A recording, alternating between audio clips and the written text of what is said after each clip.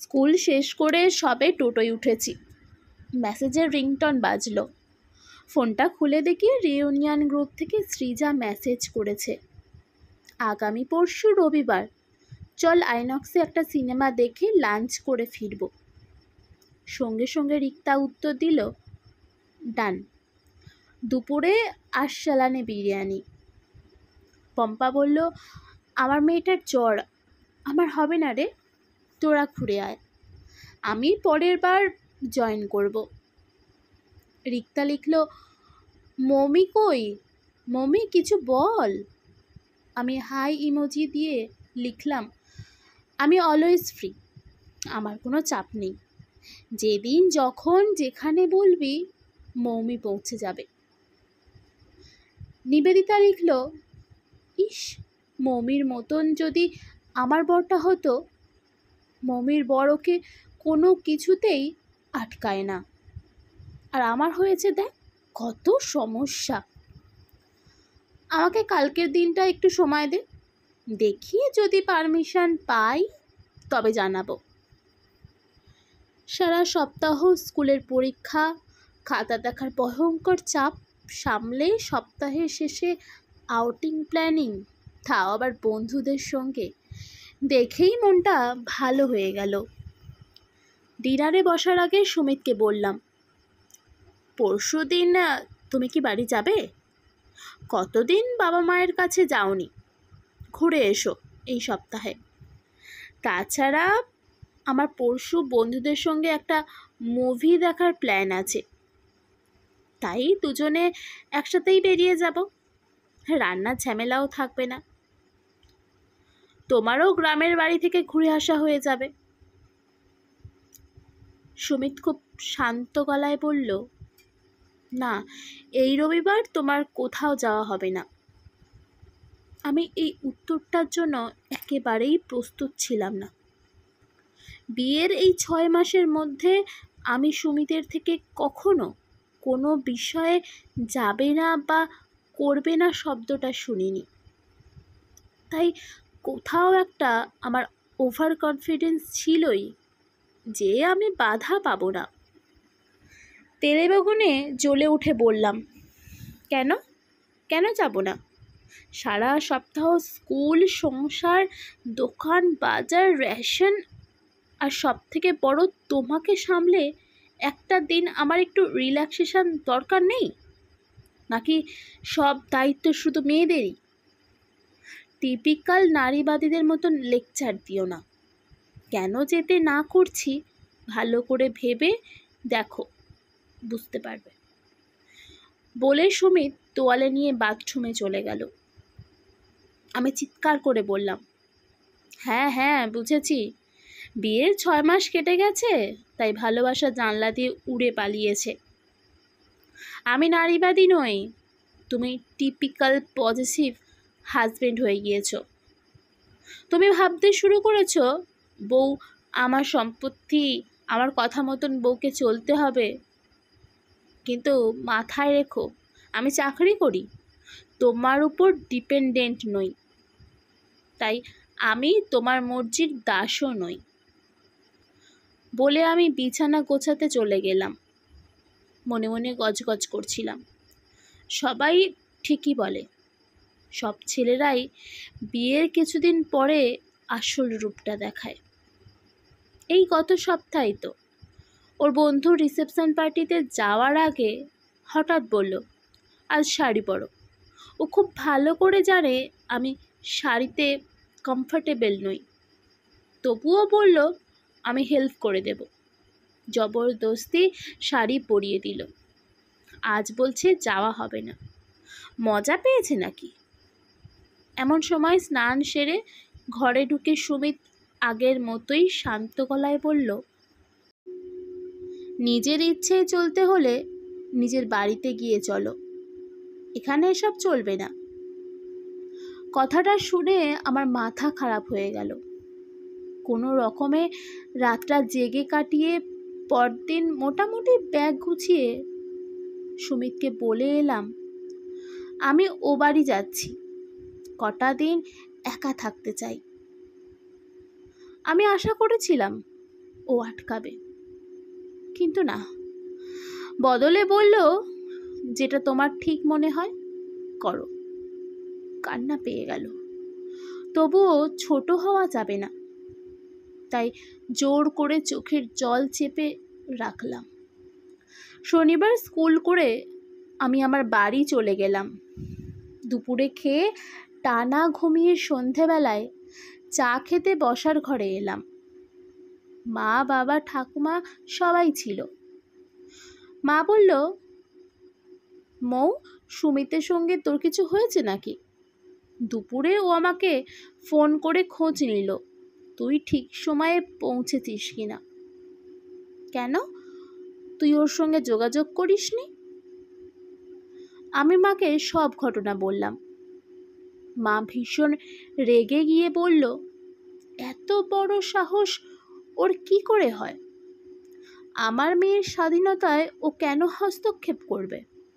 আমার মেয়ে তো সেই মেয়ে নয় যে ওকে আটকাতে হবে। আমরা কখনো তোর কোনো কাজে বাধা দিইনি, সেখানে ওর এত স্পর্ধা হয় কি করে? বলতে বলতে মা সুমিতকে তখনই ফোন করবে বলে ফোনটা হাতে নিল। বাধা দিল আমার ঠাকুমা। ঠাম্মা বলল, এই হয়েছে এখনকার মায়েদের দোষ। ছেলে মেয়ের কথা শুনেই তোমরা সেটাকে সব ধরে নাও, কিন্তু কোনো বিষয় গভীরে যাওয়ার, তার কারণ অকারণ বোঝার, রাগ অভিমান বোঝার চেষ্টা করো না। তাহলে কি করে তোমাদের ছেলে মেয়েরা ধৈর্য শিখবে বলো তো? তারপর আমার দিকে তাকিয়ে বলল, দিদি ভাই, তুই শুধু নাচ জামাইয়ের বারণটা দেখলি, বারণের পিছনে কারণটা নিয়ে একবারও ভাবলি না? আমি এত দূর থেকে আন্দাজ করতে পারছি, আর তুই উল্টো বুঝলি কি করে বলতো? সোম থেকে শনি সারা সপ্তাহ তোদের দেখা হয় না সেইভাবে। সপ্তাহে একটা মাত্র দিন রবিবার তোদের ছুটি। সেই দিনটাও তাকে সময় না দিয়ে যদি তুই বাইরে যাস, তার কেমন লাগে? এ কারণেও তো বারণ করতে পারে। ঠাম্মার কথায় মনে পড়ল, গত 3টে রবিবার আমি বাড়িতে ছিলাম না। এক রবিবারে বাবাকে নিয়ে ডাক্তার দেখাতে গেছিলাম, পরের রবিবার মাস্তুতো বোনের সঙ্গে নাটক দেখতে গেছিলাম, আর গত সপ্তাহে শ্বশুর শাশুড়ির কাছে গিয়েছিলাম। সুমিত এই কটা সপ্তাহ রবিবার একাই ফ্ল্যাটে কাটিয়েছে। তবুও জেদ বজায় রাখার জন্য বললাম, কথাটা ও ভালো করে বলল না কেন? কেন বলল যাওয়া চলবে না? ও কি আমাকে চালাবে নাকি এবার থেকে? ঠাকুমা হেসে বলল, দিদি, শুধু বই পড়লে হয় না, মন পড়তেও শিখতে হয়, অভিমানের ভাষা বুঝতে হয়, রাগের কারণ খুঁজতে হয়, তবেই তো সম্পর্ক পুরনো হয়, কিন্তু রং চটে না। মা বলল, ওসব সাহিত্যের ডায়লগ এখনকার সংসারে চলে না মা। এই করে ছেলেগুলো জো পেয়ে যাচ্ছে। মৌকে ও শাড়ি পরতে জোর করে কি করে? যদি মেয়েটা পায়ে জড়িয়ে গিয়ে একটা আপদ বিপদ হয়? আর ওর কত সাহস, ও বাড়ি থেকে বেরিয়ে যেতে বলে? কি ভেবেছে ও আমার মেয়ের মাথার উপর কেউ নেই? আমার মেয়ে চাকরি করে, আমার মেয়ে আত্মনির্ভরশীল, ও কাকে ভয় দেখাচ্ছে? ঠাকুমা ধমকে বললেন, তিলকে তাল করো না বৌমা। তারপর আমার থুতনিটা ধরে বললেন, শাড়ি পরলে তোকে কতখানি সুন্দর লাগে আয়নায় দেখেছিস কখনো?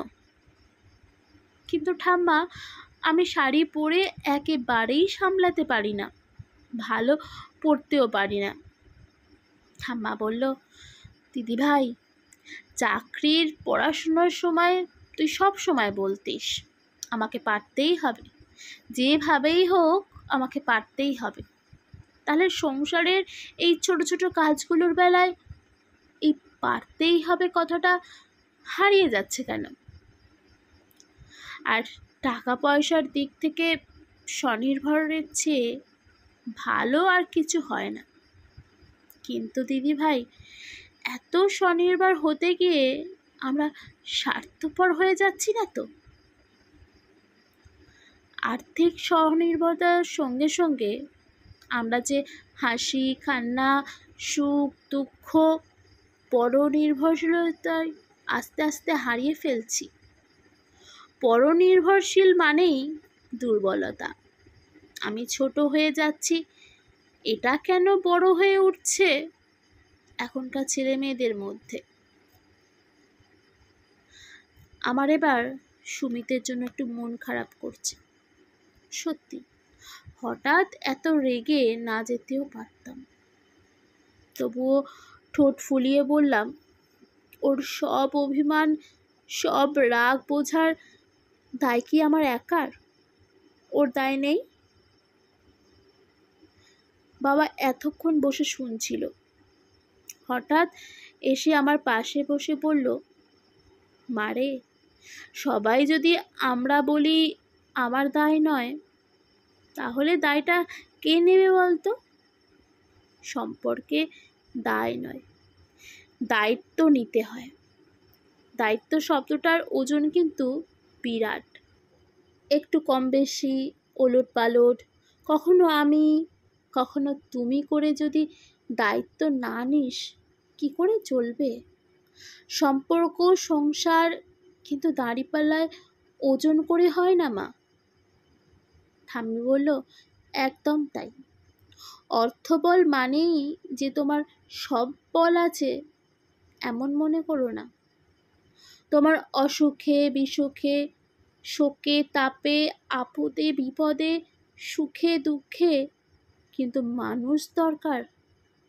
বাধা দেওয়া মানেই যে স্বাধীনতায় হাত দেওয়া, তা কিন্তু সবসময় নাও হতে পারে।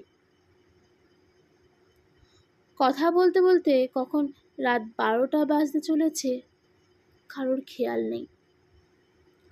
হঠাৎ কলিং বেল বাজলো। এত রাতে?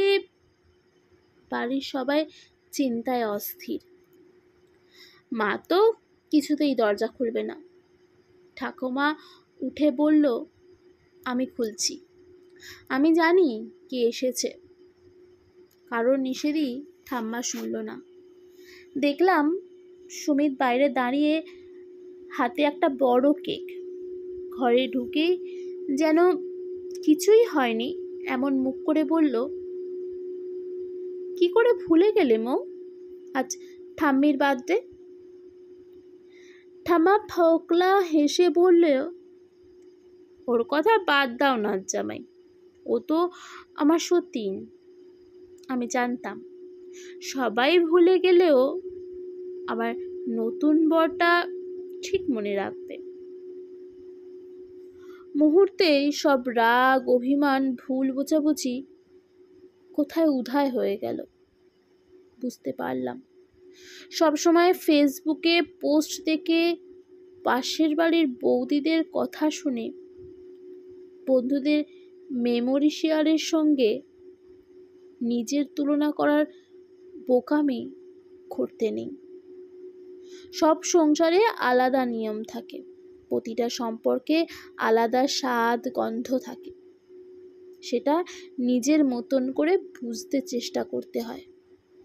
সবাই নিজেদের মতন হুল্লোড়ে ব্যস্ত।